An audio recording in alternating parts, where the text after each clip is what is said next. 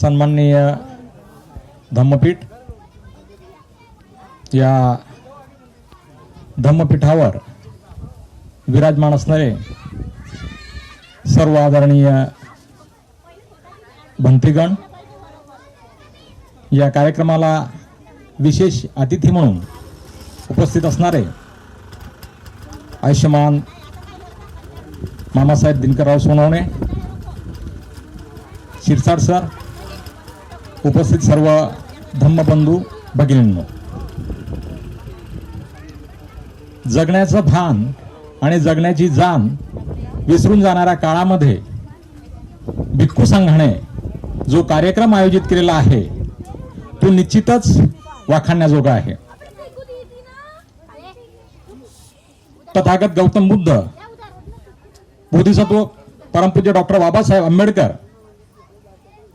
महात्मा ज्योतिराव फुले, शाहू महाराज यांच्या आचारांची, विचारांची आणि संस्कारांची देवाणघेवाण करण्यासाठी हा कार्यक्रम आहे. आदरणीय भंते सुमंतीस यांनी सांगितलं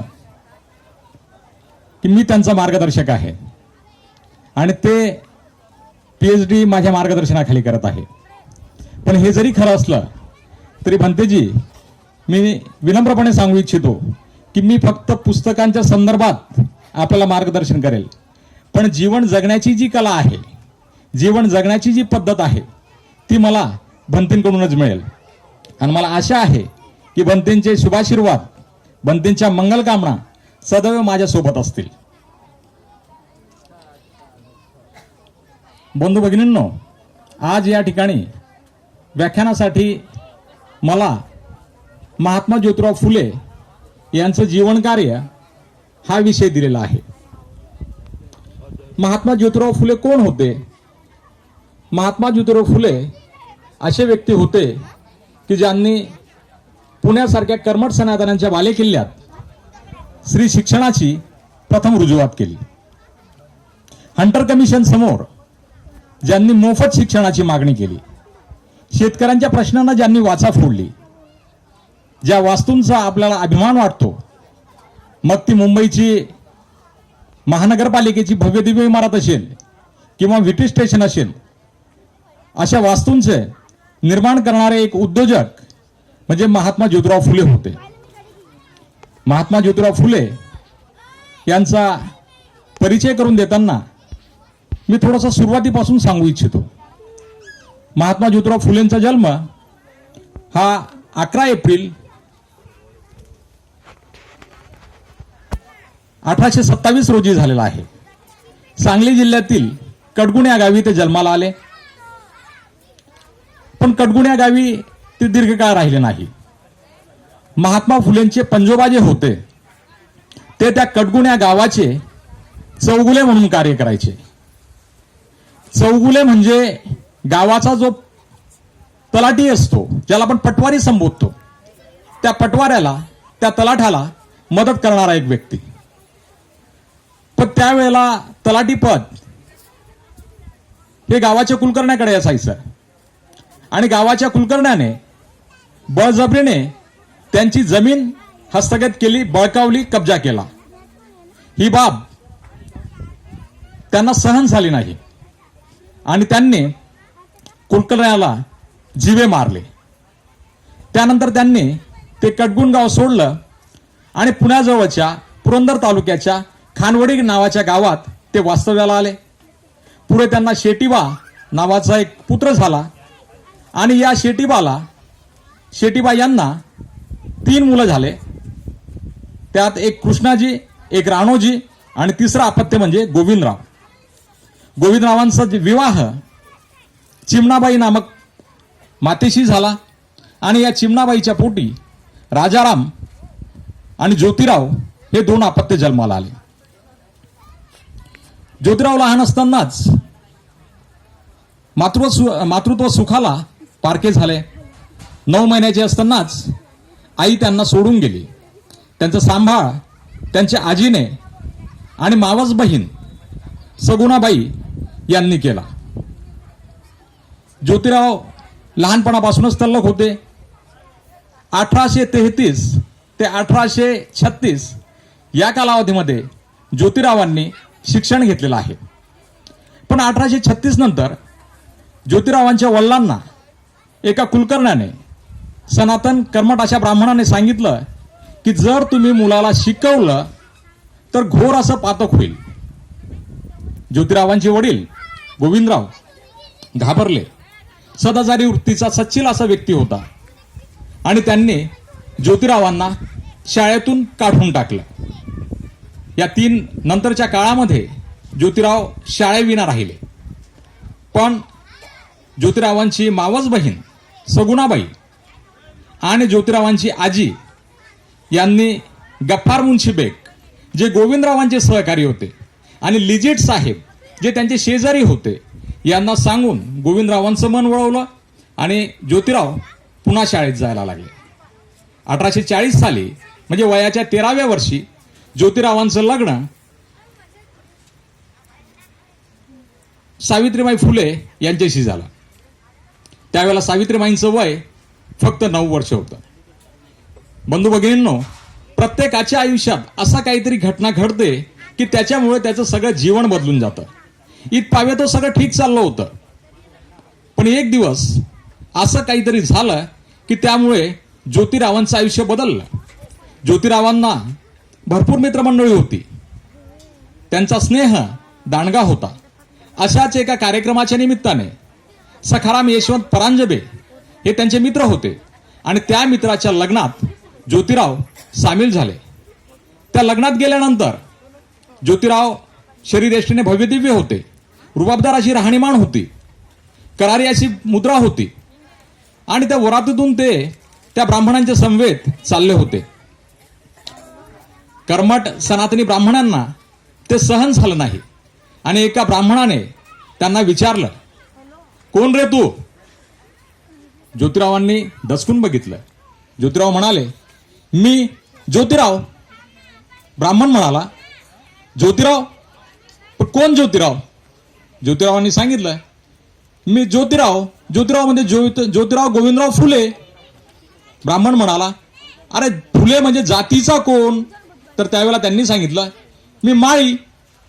ब्राह्मणाला सहन झालं नाही. त्याने म्हटलं, आमच्या लग्नात आणि माळ्याचं काय काम? माळी कशाला आला? आमच्या संगतीला चालायची तुझी हिंमत कशी झाली?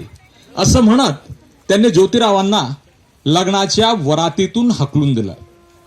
बंधू भगिनींनो, आपण कल्पना करू शकता, जर एखाद्याने आपल्याला जेवायला बोलवलं आणि जेवाच्या ताटावरून उठून दिलं तर आपली मनाची स्थिती काय होईल?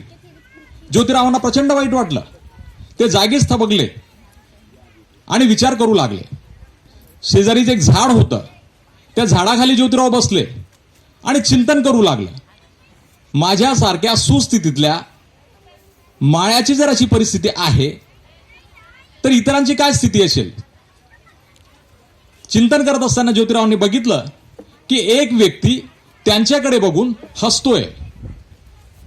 ज्योतिरावांनी त्यांचं निरीक्षण केलं, काळजीपूर्वक बघितलं आणि त्यांच्या लक्षात आलं की हा व्यक्ती असा आहे की ज्याने फक्त कमरेला लंगोट बांधलेला आहे, गळ्यामध्ये ज्याचं गाडगा आहे, कमरेला झाडू आहे आणि गुलाम म्हणून असल्याची खून पटावी म्हणून हातात आणि पायात काळा धागा बांधलेला आहे. आणि असं असताना सुद्धा तो व्यक्ती हसतोय. ज्योतिरावांनी सांगितलं की तुम्हाला का हसतोय? तो व्यक्ती म्हणाला, तुम्ही त्या लग्नात का गेले होते? ज्योतिरावांनी सांगितलं, अरे माझा अपमान झाला हे तुला कळत नाही का? तो व्यक्ती पुन्हा म्हणाला की तुम्ही त्या लग्नात का गेले होते? जाण्याची काय आवश्यकता होती? ज्योतिराव विचारात पडले.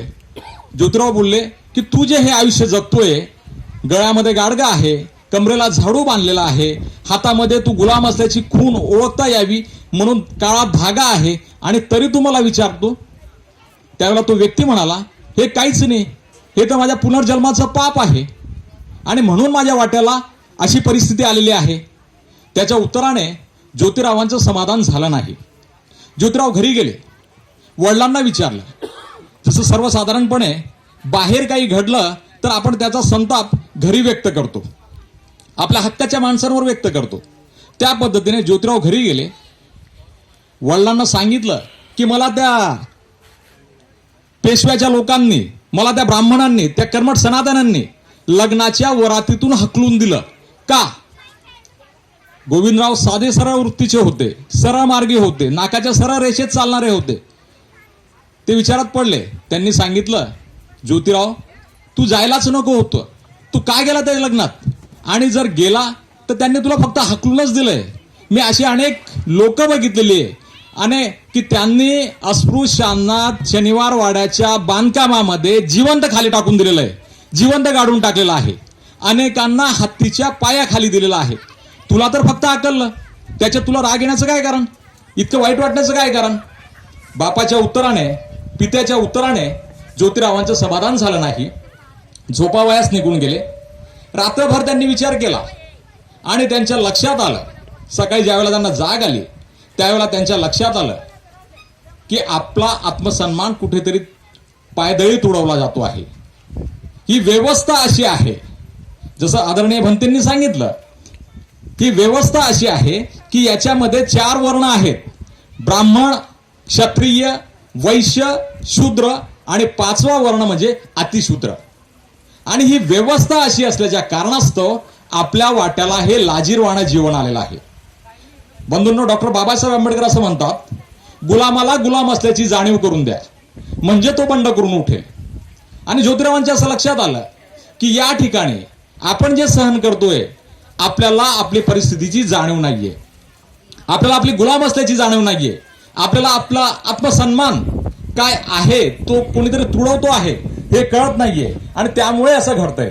आणि मग त्या वेळेपासून ज्योतिरावांची जी लढाई आहे मित्रांनो, ती आत्मसन्मानाची लढाई आहे, ती व्यवस्था परिवर्तनाची लढाई आहे असं आपल्याला सांगता येईल.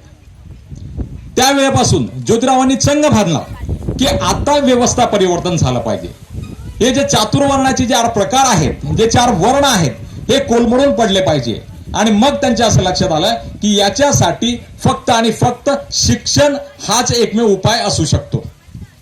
ज्योतिरावांनी निर्णय घेतला की जर आपला परिस्थिती बदलवायची असेल, आपला समाजामध्ये नवचैतन्य निर्माण करायचं असेल, सामाजिक जाणीव निर्माण करून द्यायची असेल, तर आपल्याला शिक्षणाशिवाय तरुणोपाय नाही.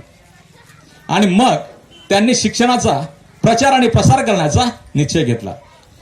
बंधू भगिनींनो, ज्या वेळेला आपण ज्योतिरावांच्या आत्मसन्मानाच्या चळवळीचा, सेल्फ रिस्पेक्टचा अभ्यास करतो, त्यावेळेला मला असं वाटतं की त्याच्यामध्ये काही चरण आहेत, काही टप्पे आहेत, काही पायऱ्या आहेत. पहिला टप्पा किंवा पहिलं चरण म्हणजे शिक्षण. दुसरा टप्पा आहे साहित्य. तिसरा टप्पा आहे, आदरणीय सुगंधवंत भंते बोलले त्यावेळेला, की महिला. चौथा टप्पा आहे त्यांच्या समोर जे आदर्श लागतात ते आदर्श, रोल मॉडेल, आयडॉल, हिरो. 5वा टप्पा आहे सत्यशोधक समाजाची स्थापना. 6वा टप्पा आहे की हे सगळं करत असताना, हे सगळं घडवत असताना, बनवत असताना इतरांनी काय केलं. 7वा टप्पा आहे इतरांनी त्रास दिला पण मित्रांनी काय दिलं. आणि शेवटचा टप्पा आहे की आम्ही ज्योतिरावांच्या चळवळीपासून, ज्योतिरावांच्या चरित्रापासून काय शिकलं पाहिजे किंवा काय घेतलं पाहिजे. आपण पहिल्या टप्प्याकडे जाऊया, ते आहे शिक्षण. विद्येविना मती गेली, मतीविना नीती गेली, नीतीविना गती गेली, गतीविना वित्त गेले, वित्तविना शूद्र खचले. आणि एवढे सर्व अनर्थ एका अविद्येने केलं, हे ज्योतिरावांच्या प्रथम लक्षात आलं. या उभ्या महाराष्ट्रातले पहिले कवी जर कोणी असतील तर राष्ट्रपिता महात्मा ज्योतिराव फुले आहे असं मला वाटतं. त्यानंतर सगळ्या कवींची नावं आपल्याला सांगता येतील. आणि म्हणून त्यांनी शैक्षणिक चळवळीची रुजुवात केलेली आहे. 1 जानेवारी 1848 रोजी पुणे येथील भिडेवाड्यामध्ये ज्योतिरावांनी स्त्री शिक्षणाची पहिली रुजुवात केलेली आहे. त्यानंतर 1951 मध्ये बहुजनांच्या मुलींसाठी शाळा काढली. आणि 1853 मध्ये शूद्रांच्या 5वा जो वर्ण आहे अतिशूद्र, त्यांच्या मुलींसाठी त्यांनी शाळा सुरू केलेली आहे. ज्योतिरावांनी ज्यावेळेला पहिली शाळा सुरू केली त्यावेळेला त्या शाळेमध्ये 6 मुली होत्या आणि या 6 पैकी 4 मुली ब्राह्मणांच्या होत्या. त्यातली पहिली मुलगी होती अन्नपूर्णा जोशी, दुसरी होती दुर्गा देशमुख, तिसरी होती माधुरी थत्ते, चौथी होती सुगती मोकाशे, 5वी जी मराठा समाजाची मुलगी होती तिचं नाव होतं सोनू पवार आणि 6वी जी धनगर समाजाची मुलगी होती तिचं नाव होतं जनी कर्डिले. म्हणजे ज्योतिरावांना जरी ब्राह्मणांनी विरोध केला मित्रांनो तरी सुद्धा ज्योतिरावांनी शैक्षणिक शिक्षणाची जी रुजवात केली, शैक्षणिक शिक्षणाची जी ज्योत पेटवली त्याच्यामध्ये 4 मुली ब्राह्मणांच्या होत्या. त्यानंतर ज्योतिरावांनी 1848 तर 1855 पर्यंतच्या काळामध्ये जवळजवळ 18 शाळा सुरू केलेल्या आहेत.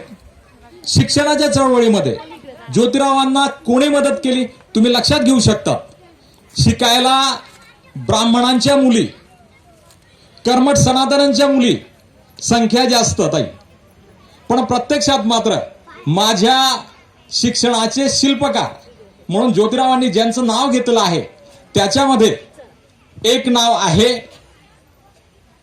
चर्मकार बांधवाचं, दुसरं नाव आहे राणोजी महार या व्यक्तीचं, तिसरं नाव आहे गणू शिवाजी मांग यांचं, चौथं नाव आहे उस्ताद लहुजी साळवे यांचं, 5वं नाव आहे एक मुसलमान व्यक्ती त्यांचं आणि 6वं नाव आहे फातिमा बेग यांचं. म्हणजे 4 नावं जी आहेत ही सगळे बहुजन वर्गातले आहे आणि ज्योतिरावांनी अशा पद्धतीने शिक्षणाची रुजवात केलेली आहे असं आपल्याला सांगता येईल. ज्योतिरावांचं ज्यावेळेला आपण दुसरं चरण बघतोय किंवा चळवळीचं ज्यावेळेला आपण दुसऱ्या याच्याकडे वळतो तर त्यावेळेला आपल्या लक्षात येतं की ज्योतिरावांनी साहित्य हे निर्माण केलेलं आहे. साहित्य का निर्माण केलेलं असेल? कारण आतापर्यंत जे साहित्य होतं हे सर्व ब्राह्मणी समाजाने निर्माण केलेलं होतं, हे सर्व कर्मठ सनातनाने निर्माण केलेलं होतं आणि ते त्यांच्या व्यवस्थेला पोषक असं साहित्य निर्माण केलं होतं. संत तुकाराम महाराज एका ठिकाणी म्हणतात, वेदांताचो अर्थ आमासीचं ठावे इतरांनी व्हावे भारमाथा. म्हणजे वेद असतील, श्रुत्या असतील, पुराण असतील, उपनिषद असतील अशाच पद्धतीचं साहित्य त्यावेळेला निर्माण झालेलं होतं. आणि या साहित्यामध्ये काय होतं? या साहित्यामध्ये कर्मकांड होतं, या साहित्यामध्ये चातुर्वर्ण व्यवस्थेला बळकटी देणाऱ्या सर्व बाबी होत्या, या साहित्यामध्ये स्त्रियांचं शोषण होतं, ढोल गवार पशु शूद्र नारी या हे सब ताडन के अधिकारी असं म्हणणारं हे साहित्य होतं. आणि हे साहित्य कुठेतरी थांबलं पाहिजे, लोकांना काहीतरी नवीन वाचायला मिळालं पाहिजे म्हणून ज्योतिरावांनी साहित्य लिहिलं. आदरणीय भंतेंनी सांगितलं मगाशी की ज्योतिराव डॉक्टर बाबासाहेब आंबेडकरांचे गुरु होते. जगातला सगळ्यात जास्त शिकलेला एक विद्वान, जगातल्या 6 विद्वानांपैकी असलेला एक विद्वान की ज्याच्या डिग्र्यांनी सुद्धा आपल्याला धाप लागू शकते. MA, MSc, PhD, delete, bar at law अशा अनेक असंख्य पदव्या, 32 पदव्या ज्यांनी धारण केलेल्या आहे अशा व्यक्तीचे ते गुरु होते. आणि म्हणून डॉक्टर बाबासाहेब आंबेडकर सुद्धा असं म्हणतात, तर वाचाल तर वाचाल, वाचाल तर टिकाल. ज्याच्या घरी नसेल पुस्तकाचं कपाट त्याचं घर लवकरच होईल सपाट. किंवा संत गाडगे बाबा असं एका ठिकाणी म्हणतात, ज्याच्या घरी नसेल तुकारामाची गाथा त्याच्या फेकटात हाना लाथा. म्हणजे ज्योतिरावांनी जी शिक्षणाची चळवळ सुरू केलेली आहे ती त्यांच्या शिष्यांनी नंतर आत्मसात केलेली आहे. मग ज्योतिरावांनी काय लिहिलं? तर ज्योतिरावांनी लिहिलं बहुजन समाजाला उपकारक असं, बहुजन समाजाला मार्गदर्शन होईल असं, बहुजन समाजाचं कल्याण होईल असं साहित्य ज्योतिरावांनी निर्माण केलेलं आहे. तृतीय रत्न नावाचं नाटक ज्योतिरावांनी लिहिलेलं आहे. या तृतीय रत्न नाटकामध्ये या पुस्तकामध्ये काय लिहिलेलं आहे? ज्योतिराव त्या पुस्तकीत असं लिहितात, एक ब्राह्मण कसा लुबाडतो, कसा नाडतो याचं सविस्तर वर्णन त्यांनी त्याच्यामध्ये केलेलं आहे. म्हणजे समजा एखाद्या आमच्या भगिनीच्या पोटामध्ये बाळ असेल, ते बाळ जन्माला येण्याच्या पूर्वीपासून तर ते या जगातून जाईपर्यंत ब्राह्मण व्यक्ती किंवा ब्राह्मण्यवादी व्यक्ती, आपण जातीला दोष देत नाहीये बंधूंनो, ही जे कर्मकांड आहे, ही जे प्रथाप्रथापरा आहे, जी माणुसकीला काळीमा घालणारी आहे, त्याच्या संदर्भात आपण बोलतो आहे. तर हे ब्राह्मणवाद कसा लुबाडतो याचं वर्णन तृतीय रत्नमध्ये ज्योतिरावांनी केलेलं आहे. ज्योतिरावांनी दुसरं पुस्तक लिहिलं आहे, ते आहे छत्रपती शिवाजी महाराजांचा पोवाडा. काय आहे या पोवाड्यामध्ये बंतेजी? या पोवाड्यामध्ये आहे छत्रपती शिवाजी महाराजांनी जे काही काम केलेलं असेल जीवनभर, या संपूर्ण कामाचं वर्णन त्या पोवाड्यामध्ये केलेलं आहे. जसं राष्ट्रमाता जिजाऊ बाल शिवाजींना समजून सांगता आहेत की सुरुवातीपासून या देशाची जर प्रथम नागरिक कोणी असतील तर ते इथला बहुजन समाज आहे. इथले शूद्र अतिशूद्र जे आहेत ते या देशातले मूळचे नागरिक आहेत. आणि हे राजमाता जिजाऊ बाल शिवाजीला त्या पोवाड्यामध्ये सांगताना आपल्याला आढळून येतं. आपण ऐकतो की रामदास हे ज्योतिरावांचे गुरु होते, पण पोवाड्यामध्ये किंवा तो पोवाडा लिहिताना ज्योतिरावांनी ते नाकारलेलं आहे. रामदासी केले गुरु प्रीतीसाठी असं एक वचन त्यांनी त्या ठिकाणी नोंदवलेलं आहे. दुसरा आपण असं ऐकतो की ज्योतिरावांचे गुरु दादोजी कोणते होते ते सुद्धा त्यांनी ज्योतिराव फुलेंनी खोडून टाकलेलं आहे. ज्योतिराव फुले असं म्हणतात, मासा पाणी खेळे कोण गुरु असे त्याचा. मासा पाण्यात खेळतो, त्याचा गुरु कोण असू शकतो? आणि या वाक्यामध्ये आपल्याला उत्तर मिळतं की जिजामातेशिवाय शिवरायांचा गुरु दुसरा कोणी होऊ शकत नाही. तर अशा पद्धतीचं ज्योतिरावांनी शिवरायांचा पोवाडा हा लिहिलेला आहे. हा जवळजवळ 1000 ओळींचा पोवाडा आहे. त्यानंतर ज्योतिरावांनी साहित्य लिहिलेलं आहे मानव मोहम्मदाचा पोवाडा. मानव मोहम्मदाच्या पोवाड्यामध्ये मोहम्मदाचे जे काही वैशिष्ट्य आहेत, जे काही गुण आहेत, ते ज्योतिरावांनी मांडलेलं आहे. त्यानंतर ज्योतिरावांनी एक पुस्तक लिहिलं, त्या पुस्तकाचं नाव आहे ब्राह्मणाचं कसब. आम्हाला सगळ्यांना माहिती आहे बंधूंनो की ब्राह्मण म्हणजे जात नव्हे, ब्राह्मण म्हणजे एक प्रवृत्ती जी ब्राह्मण्यवादी आहे. तर ही प्रवृत्ती कशी नाडते त्याच्यामध्ये एक सुंदर उदाहरण त्यांनी दिलेलं आहे. ज्योतिराव म्हणतात की एक शेतकरी आजारी असतो, तो आजारी असतो त्यामुळे त्याच्या पत्नीला, त्याच्या प्रियजनांना, त्याच्या स्नेहांना, त्याच्या कुटुंबियांना सहजपणे वाटतं आणि ते स्वाभाविक आहे की तो आजारातून उठून बसला पाहिजे. आणि त्या ठिकाणी त्या कुटुंबावर एका ब्राह्मणाची नजर जाते. ते ब्राह्मण, ती प्रवृत्ती त्या आजारी माणसाला बाहेर कसं निघता येईल याच्यासाठी काहीतरी जप तप मंत्र यंत्र तंत्र काहीतरी सांगतं, काहीतरी दोरे धागे गंडे ताईत असं देतं आणि त्याच्यातून बाहेर काढण्यासाठी सांगतं. पण होतं असं की तो व्यक्ती दिवसेंदिवस खंगत जातो आणि एक दिवस तो व्यक्ती मरतो. मेल्यानंतर सुद्धा त्याला मोक्ष मिळावा, त्याला स्वर्गप्राप्ती व्हावी म्हणून ब्राह्मण तिथे येतो, ब्राह्मण्यवादी प्रवृत्ती तिथे येते आणि त्याचे कर्मकांड करायला सांगते, क्रियाकर्म करायला सांगतात. खोट्या चालीरीती रूढीरिवाजांमध्ये त्यांना अडकवण्याचा प्रयत्न करतात. भोळा बाबडा शेतकरी असतो, गरीब जनता असते, कळत नाही, अज्ञान असतं. ते शेतकरी, त्याचं कुटुंबीय ते मान्य करतं. त्यांच्याकडे पैसे नसतात, त्यावेळेला तो ब्राह्मण पुन्हा त्यांना पैसे देतो आणि सांगतो की तुमच्याकडे पैसे नाही येत ना, पैसे मी देतो, पण तुम्ही एक कर्मकांड करा, हे क्रियाकर्म करा, म्हणजे या शेतकऱ्याला जो तुमचा स्नेही वारला आहे, तुमचा आप्तेष्ट वारलेला आहे, पती वारलेला आहे, त्याच्या जीवाला शांती मिळेल. शेवटी असं होतं, ती स्त्री ते कर्ज रूपाने पैसे घेते, त्याच्या मोबदल्यात स्वतःची शेती लिहून देते. कर्जावर व्याजावर व्याज, व्याजावर व्याज, व्याजावर व्याज चढत जातं आणि ती शेती कायमची त्यांच्या हातातून जाते आणि त्या शेतकऱ्याची पत्नी भीक मागत शेवटी मरते. म्हणजे ब्राह्मणाचं कसब कसं आहे, खोट्या चालीरीती रूढीरिवाजांमध्ये माणसाला कसं गंडवलं जातं, हे त्या ब्राह्मणाच्या कसब या पुस्तकामध्ये त्यांनी स्पष्ट केलेलं आहे. गुलामगिरी नावाचा ग्रंथ लिहिलेला आहे. गुलामगिरीमध्ये काय आहे? गुलामगिरीमध्ये एखाद्याच्या स्वातंत्र्यावर मर्यादा आणली, एखाद्याच्या स्वातंत्र्यावर गदा आणली तर काय परिणाम होतात या संदर्भात त्यांनी गुलामगिरी या ग्रंथामध्ये वर्णन केलेलं आहे. गुलामगिरी हा ग्रंथ त्यांनी युनायटेड स्टेटमधल्या, इंग्लंडमधल्या सदाचारी लोकांना अर्पण केलेला आहे.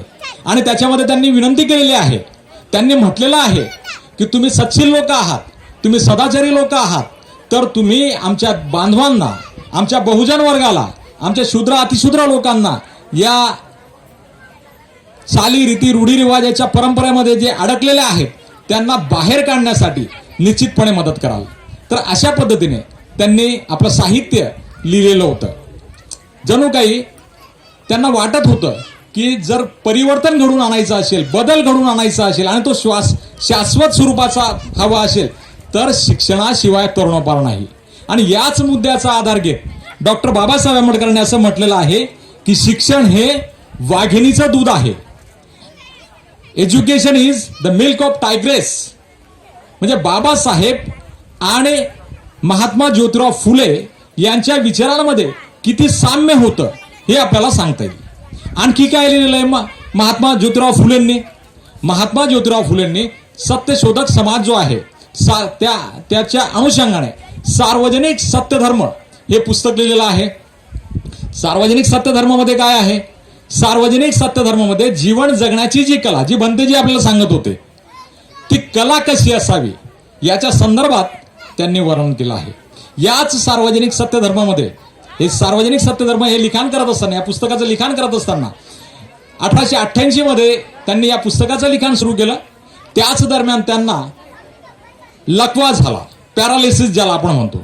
आणि या पॅरालिसिसमध्ये, या लकव्यामध्ये त्यांच्या शरीराची उजवी बाजू ही काम करेनाशी झाली.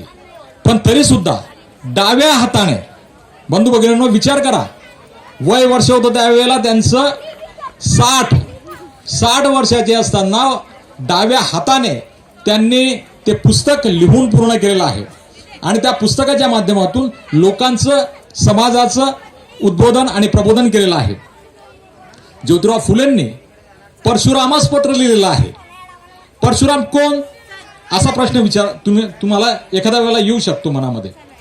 परशुराम तोच व्यक्ती आहे की असं सांगतात की ज्याने 21 वेळा ही पृथ्वी निक्षत्रिय केलेली आहे. आता या लिखाणाचा आणि या घटनेचा काय संबंध? ब्राह्मण्यवादी प्रवृत्तीची जी लोक होती ती एक प्रकारचे लोकांना भीती दाखवायचे, त्यांच्या मनामध्ये खोटं भूत बिंबवायचे आणि सांगायचे की परशुरामासारखा पराक्रमी व्यक्ती आमच्याकडे होता. महात्मा फुले असे अफलातून व्यक्तिमत्व होतं की त्यांनी थेट त्या परशुरामाला टक्कर देण्याचा प्रयत्न केला. आणि त्यांनी त्या परशुरामाला लिहिलं, हे भार्गव परशुरामा, तू जिथे असशील तिथून मला भेटायला ये. असं म्हटलं जातं की तू चिरंजीवी आहेस. जर तू चिरंजीवी आहे तर तू जिवंत असशीलच, आणि जर जिवंत असशील तर मला भेटायला ये. कुठे ये? तर गंजपेठेत 395 नंबरच्या खोलीमध्ये मी राहतो, तिथे येऊन मला भेट. आबा बाबा बाबा, केवढी हिंमत, केवढा हे धाडस. याच्या मागचा उद्देश फक्त एवढा होता बंधूंनो की सामान्य जनतेच्या मनामध्ये जी भीती आहे ती भीती काढण्यासाठी त्यांनी हे सगळं लिखाण केलेलं होतं. लोक गरीब होते, लोक अशिक्षित होते, लोकांना कळत नव्हतं, लोकांना समजत नव्हतं, लोकांना उमजत नव्हतं, आणि लोक एका भयाखाली, अनामिक भयाखाली वावरत होते. परशुरामाच्या पत्रामुळे त्यांच्या मनातली भीती बरीच कमी झाली. यासाठी आधार घेताना ते असं म्हणतात, नाडूमध्ये पेरियर रामास्वामी नावाचे एक संत होऊन गेले आणि ते खोट्या देवदिकांना जो समाज बळी पडतोय आपला त्याच्या संदर्भात प्रबोधन करण्यासाठी तामिळनाडू राज्यामध्ये ढोल वाजवायचे. आणि असं DRO सर एका ठिकाणी असं म्हणतात की त्या ढोलच्या दोघं बाजूला जे चांबडं लावलेलं असतं त्या चांबड्यावरती देवदेविकांचे फोटो असायचे. तो ढोल ते दोघं बाजूला ठोकायचे, बडवायचे आणि सांगायचे की बघा काय होतंय, काय फरक पडतोय, या गोष्टीमुळे एक प्रकारे लोकांच्या मनामध्ये खोट्या देवांची, जे आमच्या श्रुतींमध्ये लिहिलंय, जे आमच्या पुराणांमध्ये लिहिलंय, जे आमच्या वेदांमध्ये लिहिलंय, ती भीती जी आहे ती निघून गेली. तर अशा पद्धतीने साहित्याच्या माध्यमातून लोकप्रबोधन करण्याचं कार्य महात्मा ज्योतिराव फुले यांनी केलेलं आहे. महात्मा ज्योतिराव फुले सार्वजनिक सत्यधर्म हे जे त्यांचं पुस्तक आहे, या पुस्तकाच्या शेवटच्या प्रकरणात त्यांनी एक विल लेटर केलेलं आहे. बनते विल लेटर म्हणजे मृत्यूपत्र. त्या विल लेटर मध्ये ते असं म्हणतात की माझ्या मृत्यूनंतर माझ्या देहावर कोणत्याही ब्राह्मण्यवादी प्रवृत्तीची सावली पडता कामा नये. आणि हे विल लेटर, हे मृत्यूपत्र त्यांनी अतिशय जागृतपणे लिहिलेलं आहे. जसं आपण आज काही लिहायचं असलं तर कोर्टाकडे जातो, नोटरी करतो, रजिस्टर करतो, 4 साक्षीदारांच्या सह्या घेतो, त्या पद्धतीने त्यांनी त्यावेळेला ब्राह्मणांची सही सुद्धा त्याच्यावरती घेतलेली आहे. आणि इतकंच नाही तर त्यांनी असं सुद्धा लिहिलेलं आहे, माझ्या मृत्यूशय्येवर माझ्या शरीरावर फक्त ब्राह्मण्यवादी प्रवृत्तीची छाया पडायला नको असं नाही, तर आमच्या समाजाची, आमच्या वर्गातली, बहुजन वर्गातली जी लोक ब्राह्मण्यवादी प्रवृत्तीने जगतात, जी लोक भटाळलेली आहेत, जी लोक कर्मठ चाली, रीती, रूढी, रिवाज, प्रथा, परंपरांमध्ये गुरफटलेली आहे, अशा व्यक्तीची सुद्धा छाया पडायला नको. अशा पद्धतीने त्यांनी सगळं साहित्य जे आहे ते बहुजन समाजाच्या उन्नतीसाठी, तळागाळातल्या लोकांच्या प्रगतीसाठी अर्पण केलेलं आहे. आणि हे सगळं साहित्य फुले समग्र वाङ्मय या पुस्तकामध्ये महाराष्ट्र सरकारने प्रसिद्ध केलेलं आहे. ज्या वेळेला सुरुवातीला हे पुस्तक निघालं बंधूंनो, त्यावेळेला पुस्तकाची किंमत होती 8 रुपये. किती रुपये होती? 8 रुपये. त्यानंतर त्याची किंमत झाली 22 रुपये. किती झाली किंमत? 22.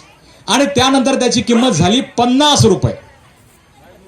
त्यानंतर एका पुरोगामी वृत्तीच्या एका पुढाऱ्याने, त्या पुढाऱ्याचं नाव घेण्याचं आपल्याला काही प्रयोजन नाहीये या ठिकाणी, हे धम्माचं पीठ आहे, धम्मपीठ आहे, पण त्या पुरोगामी विचारांच्या एका पुढाऱ्याने असं ठरवलं की महात्मा फुलेंचं चरित्र सर्वसामान्य लोकांपर्यंत पोहोचलं पाहिजे, गेलं पाहिजे. आणि म्हणून त्यांनी त्या फुले समग्र वाङ्मयाची किंमत केली 10 रुपये. आणि त्याच्या 50,000 प्रती, किती प्रती? 50,000 प्रती त्यावेळेला सरकारी छापखान्यातून वितरित केल्या. एका अशाच कार्यक्रमामध्ये त्या पुढाऱ्याने सांगितलं की 50,000 प्रती महात्मा फुले वाङ्मयाच्या समाजापर्यंत पोहोचण्यासाठी, लोकांनी वाचण्यासाठी वितरित करण्यात आलेला आहे. तर लोकांना त्यांनी आवाहन केलं की जा, पुस्तकं घ्या आणि वाचा, शिकून शहाणे व्हा. लोक गेले. पुण्यातले लोक होते. कुठे जातील? सदाशिव पेठेमध्ये. पुस्तकांची दुकानं कुठे आहेत? सदाशिव पेठेत. विक्रीचा अधिकार कोणाला दिलेला आहे? सदाशिव पेठेतल्या लोकांना. सदाशिव पेठेमध्ये राहतात कोण? ब्राह्मण, कर्मठवादी, सनातनी प्रवृत्तीची लोक. तुमच्या माझ्यासारखे सगळे ज्यांनी ऐकलं ते धावत गेले. वाटलं अरे हा आपलातून महामानव कोण आहे? पुस्तकांची मागणी केली. सदाशिव पेठेमध्ये गेल्यानंतर D.R. ओहो सर त्यांच्या पुस्तकात असं लिहितात, त्या पेठेमध्ये गेल्यानंतर त्यांनी मागणी केली की मला ते पुस्तक हवंय, महात्मा ज्योतिराव फुलेंचं समग्र वाङ्मय मला हवंय. दुकानदार विचारतोय हे कोण? महात्मा ज्योतिराव फुले कोण? कोण क्रांतिकारी आहे? कोण संत महात्मा आहे? आणि त्याचं पुस्तक का हवंय? एका दुकानावर तपास केला, नाही मिळाला. दुसऱ्या दुकानावर गेला, दुसऱ्यावर नाही मिळाला. तिसऱ्याकडे गेला, चौथ्याकडे गेला, 5व्याकडे गेला, 6व्याकडे गेला, कुठेच नाही मिळालं म्हणून परत आला. मी तुम्हाला विचारतोय तुम्हाला मिळालं का? तुम्ही मला विचारतात, हे त्यांना विचारते, ते ताईंना विचारतात, त्या ताईंना विचारतात, सगळे सांगतात पुस्तक मिळालं नाही. मग पुस्तक गेलं कुठे? नंतर लक्षात आलं की समग्र वाङ्मयाच्या 50,000 प्रती पुण्याच्या छापखान्यातून विकल्या गेल्या होत्या आणि त्या सगळ्या पुस्तकांची होळी करून जाळून टाकण्यात आलेलं आहे. तर त्यावेळेच्या कर्मठ सनातनांना, म्हणजे तो काळ काही जुना नाहीये, आताचीच गोष्ट करतो मी, 1991 नंतरची गोष्ट करतोय. त्यावेळेच्या लोकांना माहिती होतं की महात्मा फुलेंचं चरित्र, महात्मा फुलेंचं वाङ्मय जे लोक वाचतील ते क्रांती केल्याशिवाय राहणार नाहीत. त्यांच्या आचारा विचारांना आणि संस्कारांमध्ये परिवर्तन झाल्याशिवाय राहणार नाही किंवा त्यांच्या वागणुकीमध्ये बदल घडल्याशिवाय राहणार नाही. आणि म्हणून 50,000 प्रतींपैकी थोड्या सुद्धा किंवा बोटावर मोजता येतील इतक्या सुद्धा प्रती वाचल्या गेल्या नाहीयेत. बंधू भगिनींनो, या ठिकाणी भगिनींची संख्या जास्त आहे. मी तुम्हाला विचारू इच्छितो की किती माझ्या बहिणींनी महात्मा फुलेंचं पुस्तक वाचलं असेल. मला असं वाटतं की जोपर्यंत आपण ते वाचणार नाहीत तोपर्यंत आपल्यामध्ये परिवर्तन होणं शक्य होणार नाही. फंतेजी येतील, भिक्खूगण येतील, सांगतील, आपण ऐकू आणि इकडच्या कानाने आपल्याकडून निघून जाईल. म्हणून वाचल्याशिवाय पर्याय नाही, हे मात्र खरं आहे. आणि याशिवाय म्हणजे याच्यासाठी राष्ट्रपिता महात्मा ज्योतिराव फुलेंनी जो आदर्श ठेवलेला आहे तो आपल्याला आत्मसात केला पाहिजे असं मला वाटतं. महात्मा फुल्यांची जी चळवळ आहे, सेल्फ रिस्पेक्ट, आत्मसन्मान, या आत्मसन्मानाच्या चळवळीचा तिसरा जो पैलू आहे तो आहे महिला. या ठिकाणी भगिनी वर्गाची संख्या जास्त आहे. महात्मा फुले काय म्हणतात, एक पत्नी सोडून सर्व दुजा बहिणी. एक पत्नी जिच्याशी सोबत लग्न झालेलं आहे ती सोडून जर कोणती स्त्री असेल तर ती माझी बहीण आहे. या ठिकाणी त्यांनी ज्यांना रोल मॉडेल मारलेला आहे, ज्यांना आपला हिरो मानलेला आहे, ज्यांना आदर्श मानलेला आहे, त्या छत्रपती शिवाजी महाराजांची भूमिका आपल्याला स्पष्ट होते. छत्रपती शिवाजी महाराजांनी कल्याणच्या सुभेदाराच्या सुनेला, दुश्मनाच्या सुनेला, शत्रूच्या सुनेला सन्मानाने पालखीत बसून माता भगिनी समजून तिला कल्याणला परत पाठवलं होतं. तोच आदर्श, तोच कित्ता राष्ट्रपिता महात्मा ज्योतिराव फुलेंनी या ठिकाणी गिरवलेला आहे. मुलींना शिकवायचं असेल तर शिकवण्यासाठी एक महिलाच लागते. महात्मा फुलेंना कळलं होतं, चॅरिटी बिगिन्स ॲट होम. चॅरिटीची सुरुवात आपल्या घरापासून झाली पाहिजे असं त्यांना माहिती होतं. आणि म्हणून त्यांनी सर्वप्रथम आपल्या पत्नीला शिकवलं. आपली जी मावस बहीण होती सगुणाताई, त्या सगुणाताईंना शिकवलं. राष्ट्रमाता सावित्रीबाई फुले ज्या वेळेला शाळेत जायच्या मुलींना शिकवण्यासाठी त्यावेळेला त्यांच्यावरती दगड धोंड्याचा, विटांचा, मातीचा, शिव्यांचा प्रचंड मारा व्हायचा. रस्त्याने जात असताना अनेक टाळगट, अनेक टवाळखर पोरं त्यांची खिल्ली उठवायची. एकदा तर असं झालं होतं, एक टाळखोराने, एक टवाळक्याने सरळ सावित्रीबाई फुलेंच्या पदराला हात घातला. सावित्रीबाई फुले त्या मात्र त्यावेळेला चिडल्या आणि त्यांनी फाडकीने त्या टार्गेटाच्या कानाशिलात वाजवून दिली. त्याच्यानंतर मात्र कोणीही त्यांच्या वाटेला गेलं नाही. पण स्त्रीबद्दलचा जो सन्मान आहे, स्त्रीबद्दलची जी आत्मीयता आहे, स्त्रीबद्दलचं जे आपलेपणा आहे तो महात्मा फुलेंच्या वागण्यातून, महात्मा फुलेंच्या जीवन कार्यातून आपल्याला स्पष्ट होतो. बोले तैसा चाले त्याची वंदावी पाऊले असं आपण म्हणतो. या ठिकाणी तुकारामांनी जे म्हटलेलं आहे त्या पद्धतीने महात्मा फुलेंचं वर्णन किंवा महात्मा फुलेंचं वागणं आपल्याला दिसून येतं. महात्मा फुलेंना स्वतःला मुलबाळ नव्हतं. सावित्रीबाई फुलेंच्या पोटी बाळ नव्हतं. अनेक लोक यायचे, सांगायचे की महात्मा तुम्हाला मुलगा नाहीये, तुम्हाला मुलगी पण नाहीये, मग तुम्ही कसं जगाल? तुमच्या चितेला अग्नी कोण देईल? तुमचे श्राद्ध कोण करेल? महात्मा फुलेंना सांगायचे की तुम्ही दुसरं लग्न करू. महात्मा फुलेंनी ऐकलं नाही बंधूंनो. ही गोष्ट ज्योतिराव फुलेंच्या कानापर्यंत गेली. ज्योतिराव फुलेंनी सांगितलं की, गोविंदराव फुलेंनी सांगितलं की ज्योतिराव दुसरं लग्न करून घे. ज्योतिराव फुले त्यावेळेला म्हणतात, कदाचित सावित्रीमध्ये दोष असेलही, पण कसं असं येऊ शकतं की कदाचित माझ्यामध्ये पण दोष असेल. जर माझ्यामध्ये दोष असला तर सावित्रीलाच दुसरं लग्न करून मला तिला सवत आणण्यापेक्षा मला सवते आणला तर ते चांगलं राहील. मला वाटतं जगाच्या पाठीवर असा कोणताही नवरा नसेल. आपण आपल्या घरांमध्ये पाहतो, नवऱ्याचं उष्ट पाणी बाई पिते, पण बाईच्या ताटातली अर्धी भाकरी नवरा घेत नाही. दुसरीकडे मात्र आपण समानतेच्या गोष्टी करतो, आपण समतेच्या गोष्टी करतो. चळवळीमध्ये बाया असाव्यात अशी आपली भूमिका असते, पण त्या स्त्रियांमध्ये माझी बायको मात्र नसावी असं मला ठामपणे वाटतं. आणि असं ज्यावेळेला आपण म्हणतो तर त्यावेळेला आपण खरंच त्या ज्योतिरावांचे वारसदार आहोत का असा प्रश्न विचारावासा वाटतो. महिलांसाठी काय केलं ज्योतिराव फुलेंनी? मला वाटतं स्त्री शिक्षणासोबतच स्त्री भ्रूण हत्या ज्याला आपण म्हणतो किंवा भ्रूण हत्या ज्याला असं आपण म्हणतो, ती चळवळ महात्मा ज्योतिराव फुलेंनी राबवली होती. बेटी बचाओ बेटी पढाओ महाराष्ट्र शासन आता म्हणतं, भारत सरकार आता म्हणतं किंवा स्त्री भ्रूण हत्या पाप आहे, जो करेल त्याला 10 वर्षाची तुरुंगवासाची शिक्षा होईल, 50,000 रुपये दंड होईल, डॉक्टरांना सुद्धा तुरुंगात जावं लागेल, शासन आता म्हणतं. पण महात्मा ज्योतिराव फुलेंनी भ्रूण हत्येच्या विरोधातली चळवळ त्यावेळेला सुरू केलेली होती. काशीबाई नामक विधवा स्त्री जी कोणाच्या तरी अनाचाराला कोणाच्या तरी वासनेला बळी पडली, तिच्या पोटामध्ये गर्भ वाढायला लागला, तिला भीती वाटायला लागली आणि ती काशीबाई एक दिवस जीव द्यायला चालली होती. ज्योतिबांच्या कानावर आलं. ज्योतिबांनी राष्ट्रमाता सावित्रीबाई फुलेंना सोबत घेतलं, काशीबाईला गाठलं, काशीबाईला विचारलं काय झालं, तू आत्महत्या का करते ताई? काशीबाईने सांगितलं की माझा नवरा वारलेला आहे आणि माझ्या पोटात जो गर्भ वाढतोय तो कोणाच्या तरी दुसऱ्याचा आहे. महात्माजींनी सांगितलं ताई तू काळजी करू नकोस, माझ्या घरी चल. सोबत सावित्रीबाई होत्या.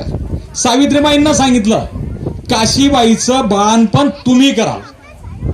आणि अशा पद्धतीने 1864 मध्ये आपल्या घरामध्ये पहिल्यांदा बाल हत्या प्रतिबंधक गृह त्यांनी सुरू केलेलं आहे असं आपल्याला लक्षात येईल.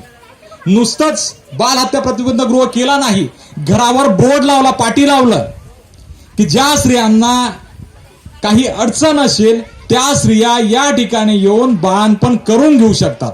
बाळणपणानंतर वाटलं तर आपल्या बाळाला सोबत घेऊन जा, काही अडचण असेल तर आपलं बाळ ते या ठिकाणी टाकून जाऊ शकतात. त्याचं संगोपन सावित्रीमाई आणि ज्योतिबा करायला समर्थ आहे. यावरून ज्योतिबांनी महिलांसाठी काय केलं हे आपल्या लक्षात येईल. सतीची चाल पद्धत 1827 मध्ये लॉर्ड बेंटिंगच्या काळामध्ये बंद झालेली होती भगिनींनो. पण तरी सुद्धा कायद्याने जरी बंद झालेली असली तरी सुद्धा सतीची चाल पुण्यामध्ये सुरू होती. जिवंत स्त्रियांना सरणावरती टाकलं जायचं, बळजबरीने मारलं जायचं. त्याच्या विरोधात महात्मा ज्योतिराव फुलेंनी बंडाचा निशाण त्यावेळेला फडकवलेला आहे. बाल जरट विवाह ज्योतिराव फुलेंनी त्यावेळेला बंद केलेला आहे. बाल जरट विवाह म्हणजे काय? बालिकेचं वय अतिशय कमी आणि नवऱ्याचं वय जास्त. समजा बालिका 9 वर्षाची असली आणि तिचा नवरा 35 वर्षाचा असला, लवकर मरेल कोण? कोण मरेल ताई? नवरा. त्याचं वय जास्त आहे, तो लवकर मरायचा. तो ज्या वेळेला मरायचा त्यावेळेला ती मुलगी तारुण्यात आलेली असायची आणि मग एखाद्या वेळेला या समाजातल्या कावळ्यांची, या समाजातल्या गिधडांची नजर तिच्यावर पडायची आणि मग तिच्यासोबत अनाचार किंवा अत्याचार केला जायचा. तशी परिस्थिती निर्माण होऊ नये म्हणून त्यांनी बाल जरट विवाह जो होता त्याला बंदी घातलेली आहे. या बाल जरट विवाहाच्या संदर्भात त्यांनी ब्रिटिश शासनाकडून त्या काळात कायदा पास करून घेतलेला आहे. विधवा पुनर्विवाहासाठी त्यांनी प्रयत्न केलेले आहेत. नवरा साहजिक, तुम्ही मला उत्तर दिलं, लवकर कोण मरेल? तर नवरा. मग नवरा मेल्यानंतर त्या स्त्रीने करायचं काय हा प्रश्न निर्माण व्हायचा. आता संपूर्ण आयुष्य पडलेलं असायचं. मुलीचं वय ती 8-9 वर्षात असताना तिचं लग्न होतंय. नवऱ्याचं वय त्यावेळेला 30-35 वर्षाच्या पुढे, तो लवकर मरतो. ती स्त्री तारुण्यात येते त्यावेळेला. मग तिने जगायचं कसं? तिच्या सुद्धा देहाच्या काहीतरी स्त्री सुलभ भावना असतात, समाजातल्या कावळ्यांची नजर असते. मग अशा परिस्थितीत जगायचं कसं? तर महात्मा ज्योतिराव फुलेंनी त्यावेळेला विधवा पुनर्विवाहाची चळवळ ही समाजामध्ये राबवली होती. 1853 मध्ये ज्योतिरावांनी विधवांचा पुनर्विवाह झाला पाहिजे म्हणून एक सभा भरवली होती आणि त्या सभेमध्ये त्यांनी अनेक पुण्यातले कर्मठ ब्राह्मण एकत्र आले आणि त्यांनी ती सभा उधळून लावली. पण 1856 मध्ये ब्रिटिश शासनावर दडपण आणून त्यांनी तो कायदा पास करून घेतला होता. आणि तुम्हाला गंमत वाटेल, पहिला विधवा पुनर्विवाह ज्योतिरावांनी त्यांच्या हस्ते घडून आणलेला आहे. पुण्याच्या गोखले बागेत शेणवी समाजाचा एक विधवा महिलेचा विवाह ज्योतिरावांनी लावून दिलेला आपल्याला पुस्तकांमध्ये आढळून येईल. म्हणजे ही शिक्षणासाठी किंवा महिलांच्या सन्मानासाठी जी काही चळवळ केलेली आहे तिचं सांगितलं तेवढं कौतुक किंवा केलं तेवढं कौतुक कमी आहे असं मला वाटतं. खऱ्या अर्थाने आपला किंवा या सगळ्या महिलांचा बाप जर कोणी असेल, पिता जर कोणी असेल तर कोण आहे? राष्ट्रपिता महात्मा ज्योतिराव फुले आहेत असं आपल्याला म्हणता येईल.